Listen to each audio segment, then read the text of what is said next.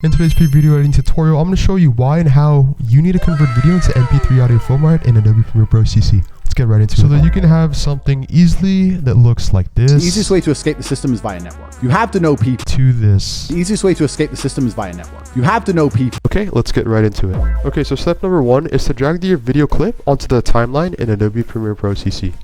The next step is to click on the video clip and highlight the in or the out point, and then select the video portion that you want to export the video into the MP3 audio. In this case, I did Ctrl-I for the in point and Ctrl-O for the out point. Next, click Ctrl+M on your keyboard to bring up the export settings. Under Format, click MP3. Under Preset, click the third option, or the highest quality for your MP3 audio file. Save your video under the output name, click Save, and then click Export.